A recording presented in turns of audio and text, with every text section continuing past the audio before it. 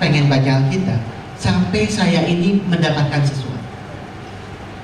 Ada orang pernah bilang, saya nggak mau baca Alkitab deh, soalnya baca Alkitab tuh saya suka gak ngerti. Ya, jadi agak males baca Alkitab. Ya memang kalau bacanya imamat, ya itu susah saudara. Ya, nah saya ini pengen baca Alkitab. Ya, saya ini pengen supaya saya ini mendapatkan sesuatu dari Tuhan. Dan itu menjadi bagian dalam kehidupan saya. Tapi ada orang yang punya pemikiran, saya mau baca Alkitab, aduh udah deh, baca Alkitab saya suka gak ngerti saudara. Ya. Saudara membayangkan kalau anak saya tuh suka makan KFC saudara. Tapi bisa aja anak saya itu waktu makan KFC, anak saya bilang sama saya, papi saya gak mau makan KFC. Kenapa? Karena situ ada tulangnya. Ya. Tapi kan gak begitu saudara. Loh, tulangnya jangan dimakan, dagingnya yang dimakan. Nah, pada waktu saudara baca Alkitab, kita ini gak bisa bilang dengan Tuhan, Tuhan saya gak akan baca Alkitab deh. Habis soalnya saya baca Alkitab, ada bagian saya tidak mengerti. Tuhan akan bilang yang sama. Loh, yang gak mengerti is okay. Tapi yang saudara mengerti itu menjadi bagian dalam kehidupan kita. Ya, itu yang memang harus kita dapatkan, saudara.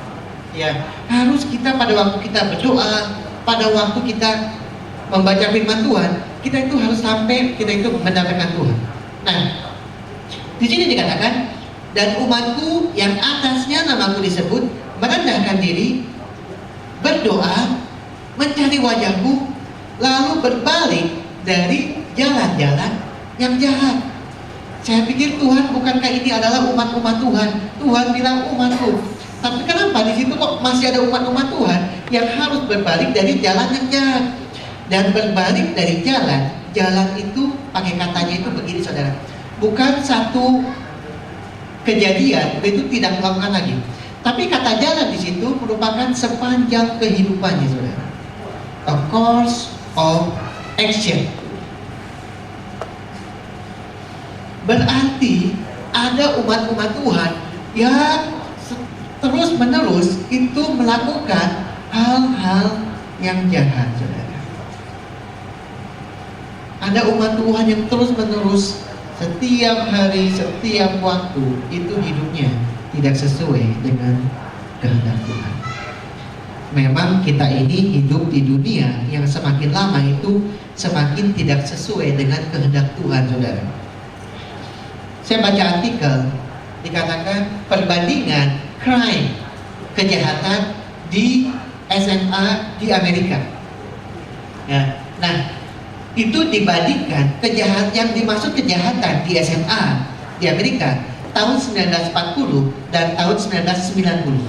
Tahun 1940 yang dimaksud dengan kejahatan atau crime di high school di Amerika dengan kelompok umur yang sama adalah dikatakan talking out of turn, artinya itu belum gilirannya bicara tentu sudah bicara. Kalau misalnya saya minta ayah baca Alkitab satu ayat lagi Pak Bambang ya, waktu gilirannya Pak Devlin, Pak David ternyata tutup Pak Suwandi tutup ngomong duluan, itu sudah merupakan satu kejahatan ya, padahal belum gilirannya, itu sudah kejahatan saudara. Kejahatan yang berikutnya tahun 1940 di high school di Amerika adalah makan permen karet ya, making noise, artinya guru lagi menjelaskan mereka ribut-ribut, terus kemudian lari-lari di lorong kelas saudara. Itu yang dimaksud dengan kejahatan di high school di Amerika tahun 1940. Tahun 1990 yang dimaksud kejahatan di high school di Amerika dengan kelompok umur yang sama, drugs, alkohol, pregnancy, suicide, rape, assault. Kelompok umur yang sama saudara. Tapi yang namanya kejahatan, ya permen karet di Singapura juga termasuk kejahatan sampai sekarang ya. Yang dimaksud kejahatan tahun 1940 dengan 1990 itu beda saudara. Totally different. Artinya manusia semakin lama semakin jahat, moral semakin lama semakin tua. Tahun 92 saudara, waktu ada kejadian riot di Los Angeles di mana orang-orang African American mereka itu ya riot ya. Nah ada dua orang itu yang tertangkap polisi saudara, namanya Damien Williams sama Henry Watson. dua-duanya itu orang negro, saudara. Di situ tertangkap mereka itu lagi membunuh seorang kulit putih. Dan yang satunya membunuh, yang satunya itu merekam pakai video. Setelah orang kulit putihnya itu meninggal, dua-duanya itu menarik kemenangan, saudara. Ya, ditangkap, bawa ke pengadilan. Ya, tapi yang menjadi masalah, pengadilannya itu membebaskan mereka. Karena mereka itu menyalahkan orang yang kulit putih. Dikatakan because he was at the wrong time, at the wrong place. Bukan salah orang kulit hitam, salah orang kulit putih, saudara. Padahal sudah jelas-jelas orang kulit hitam itu yang membunuh. Ya, tapi mereka bisa bebas. Artinya semakin lama ini hukum itu, saudara-saudara, semakin tidak sesuai. Kejahatan semakin luar biasa. Tapi biarlah, saudara, kita ini anak-anak Tuhan dikatakan harus berbalik dari jalan-jalan yang jahat. Setiap hari, saudara, pada waktu malam kita itu berdoa, Tuhan, saya sudah melakukan apa yang salah di hadapan Tuhan, baik yang saya sengajai maupun yang tidak saya sengajai, tapi saya mohon ampun kepada Tuhan. Setiap malam kita evaluasi kehidupan kita. Saya sudah, perkataan saya, pikiran saya, perbuatan saya, ada nggak Tuhan yang jahat? Saya ingin berbalik kepada jalan Tuhan. Setiap pagi, saudara, kita berdoa, kita minta hikmat Tuhan, kita minta kekuatan dari Tuhan, kita minta kemampuan dari Tuhan. Tuhan, jangan sampai saya berbuat salah hari ini, tapi biarlah kehidupan saya dipenuhi dengan hikmat dari Tuhan. Setiap malam, saudara, kita itu harus terus sepertinya being cleansed, sepertinya ya dibersihkan kembali. Kalau saudara mandi kan sehari bisa 2 kali, saudara. Ya, saya baca satu artikel tahun 1840, yang namanya bathtub itu merupakan satu luxury. 1840 di beberapa kota di Amerika, Philadelphia, Boston gitu ya, mandi itu merupakan satu peraturan pemerintah, saudara. Kalau saudara tidak mandi, ya, saudara itu harus minta surat izin dari dokter, saudara, ya, untuk tidak mandi. Ya, itu zaman dulu, saudara, tahun 1840. Nah, ya sekarang nggak usah lah, saudara, minta izin dokter nggak mandi. Ya, tapi di situ dikatakan, kalau saya baca cerita itu, berarti pada zaman dulu mereka itu sangat memperhatikan, is very important to cleanse our body.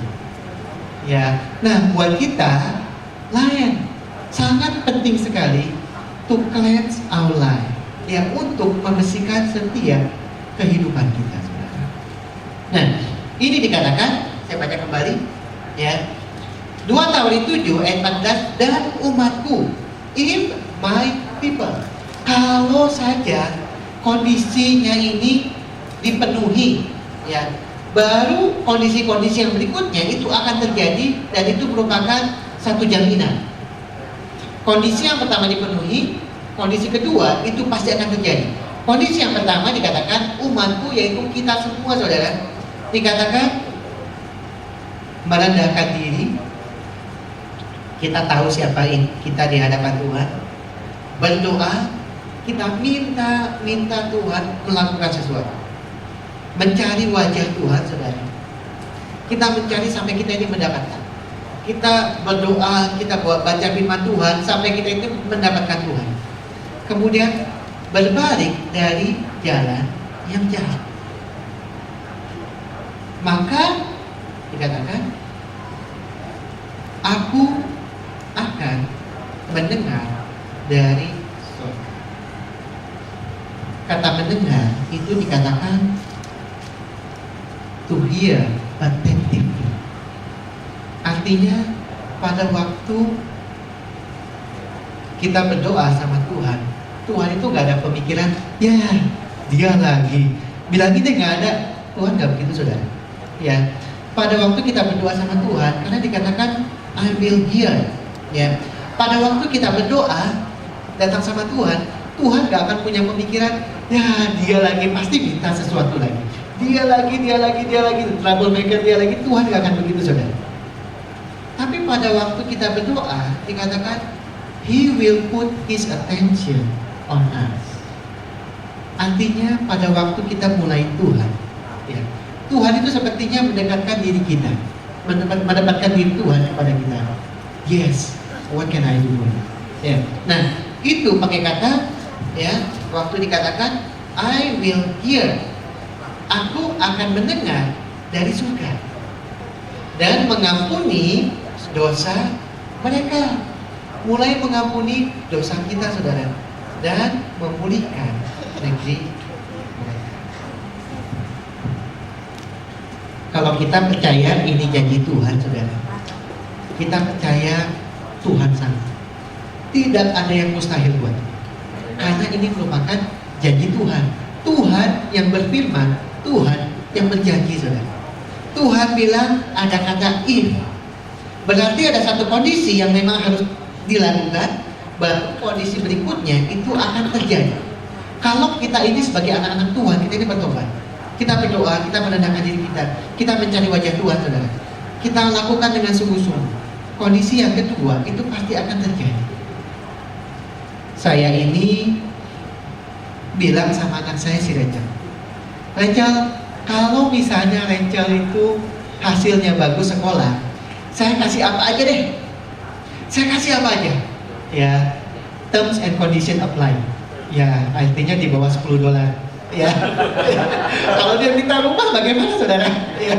Saya bilang sama dia, Rachel, kalau misalnya Rachel hasil ujiannya bagus, saya kasih apa aja silahkan. Ya, ada tanda bintangnya. Ya, terms and condition. Ya, saya kasih apa aja, saya akan kasih. Saya akan cari, saudara. Ya, memang hasilnya bagus. Hasilnya bagus, saya kan harus kembali sama dia. Saya tanya sama dia, Rachel, kamu hasilnya bagus, saya sudah janji, Rachel mau apa? Dia minta satu, saudara.